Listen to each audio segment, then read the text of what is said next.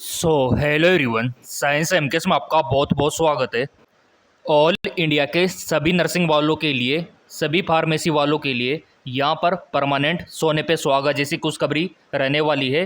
क्योंकि यहाँ पर नर्सिंग वालों को, फार्मेसी वालों को नर्सिंग एसआई और नर्सिंग एएसआई, इसके अलावा नर्सिंग हेड कांस्टेबल बनने का मौका यहाँ पर मिला हुआ है और लाखों में सैलरी आपकी रहने वाली है।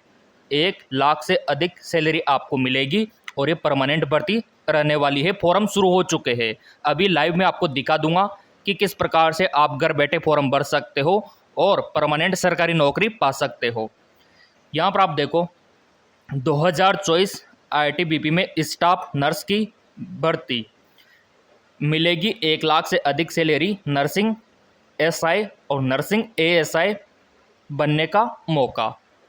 तो चलिए देख लेते हैं कि एजुकेशन क्वालिफिकेशन क्या रखा गया है और सिलेक्शन का प्रोसीजर क्या रहेगा, एज का लिमिट क्या रखा गया है और इसमें आपका हाइट वेट कितना होना चाहिए और इसके अलावा सिलेबस क्या रहने वाला है। सारी जानकारी हम आपको इस वीडियो में देने वाले हैं और साथ ही आपको फॉर्म भर के भी दिखाएंगे।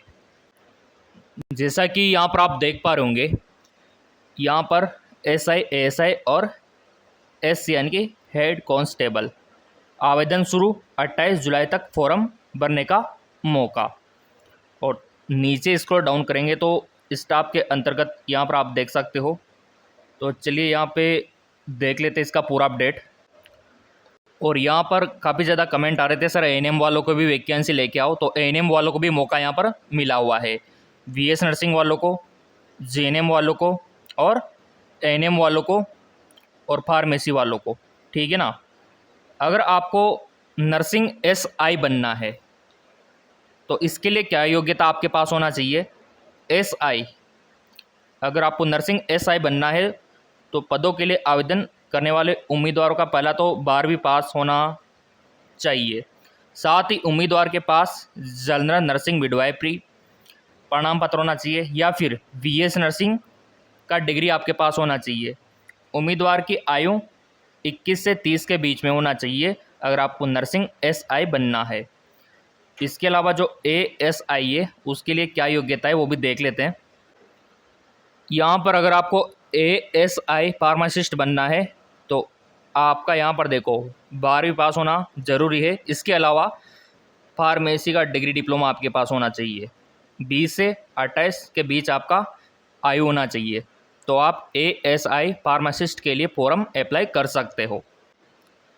इसके अलावा यहाँ पे हेड कांस्टेबल महिला मिडवाइफ यानी कि एएनएम वालों के लिए, तो एएनएम वालों के लिए ये वाली रहने वाली है। देखो यहाँ पर थोड़ा मिस प्रिंट हुआ है। यहाँ पर जो महिला स्वास्थ्य कार्यकर्ता यानी कि जो एएनएम वाले हैं वो भी इसका फॉर्म अप्लाई कर सकते हैं हेड कांस्टेबल के लिए। अभी मैं आपको नोटिफिकेशन में भी दिखा दूंगा ताकि आपको विश्वास हो जाए। चलो पहले दिखा देता हूँ ताकि आपको यकीन हो।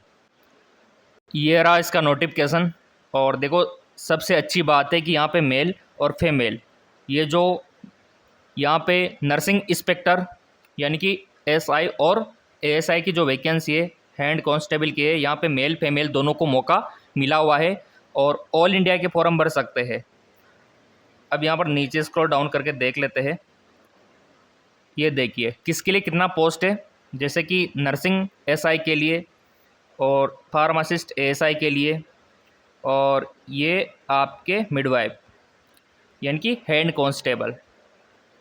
अब यहाँ पर देखो आप सैलरी, नर्सिंग इंस्पेक्टर को जो सैलरी मिलेगी वो 1,12,000 अधिकतम रहने वाली है 7वें वेतन के अकॉर्डिंग।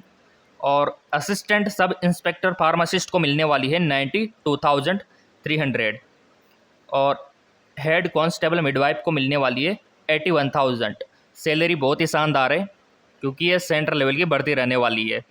इसके अलावा डीए आपको मिलेगा, एचआरए आपको मिलेगा। ये देखिए सरकार की जो भी सुविधा है, ट्रांसपोर्ट अलाउ यानी कि टीए आपको मिलेगा, है ना, ट्रांसपोर्ट अलाउंसेंस। और इसके अलावा और भी आप यहाँ पे देख सकते हो। ये योग्यता की बात करें तो यहाँ पर देखो ये चार्ट आप देख पा रहे होंगे, ये 10वीं 12वीं पास और नर्सिंग का डिग्री डिप्लोमा आपके पास होना चाहिए। इसके अलावा यहाँ पर आप देखो एज का देख सकते हो, एज में आपको रिलैक्सेशन भी मिलेगा। और रही बात आपके एएसआई की, तो उसके लिए आपका फार्मेसी कंप्लीट होना चाहिए। और ये हैंड कांस्टेबल में देखो आप दे रखा है कि एक्सरे नर्स मिडवाइफरी, यानी कि एएनएम आपका होना चाहिए हैंड कांस्टेबल के लिए। अब तो आपको विश्वास हो ही गया होगा। और भी चलो यहाँ पे अपडेट देख लेते हैं, फॉर्म का फीस क्या है, कहाँ से भरना है, वो भी हमारे लिए देखना ज़रूरी है। और ये एज में आपको रिलैक्सेशन मिलेगा, ये एसटी वालों को 5 साल का, ओबीसी वालों को 3 साल का, और एक्स सर्विसमैन का यहाँ पर आप देख सकते हो। नीचे स्क्रॉल डाउन करके और भी इंपॉर्टेंट इन्फॉर्मेशन यहाँ पे देख लेते हैं। काफ़ी बड़ा नोटिफिकेशन जारी हो चुका है, ये हेल्थ हाइट देख लो आप। जैसे अगर आपको नर्सिंग एसआई बनना है तो मेल का हाइट कितना होना चाहिए, फीमेल का कितना होना चाहिए, चेस्ट कितना होना चाहिए। तो यहाँ पे हाइट, मिनिमम हाइट देख लो 162.5 सेंटीमीटर, फीमेल का 150। और चेस्ट की बात करें तो चेस्ट में मेल का ही काउंट किया जाएगा, है ना, मेजरमेंट विदाउट एक्सपेंशन और विथ एक्सपेंशन, ठीक है।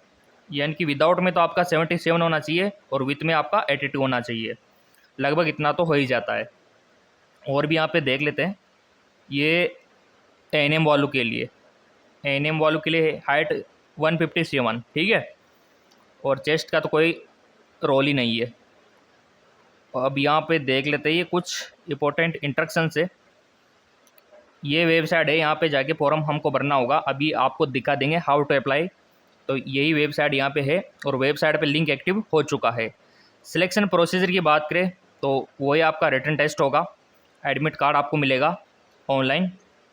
वो तो आप लोगों ने चैनल सब्सक्राइब कर ही लिया है, बेल आइकन पे प्रेस कर ही लिया है ना, तो कोई दिक्कत वाली बात ही नहीं है। और ये जंपिंग वगैरह देख लो नर्सिंग इंस्पेक्टर के लिए। और नीचे भी इसको डाउन करके और भी इंपॉर्टेंट इंस्ट्रक्शंस यहाँ पे देख लेते हैं। ये आपका सिलेबस रहने वाला है, ये देख लो आप। ये नर्सिंग एसआई के लिए 100 नंबर का रिटन टेस्ट होगा यहाँ पे।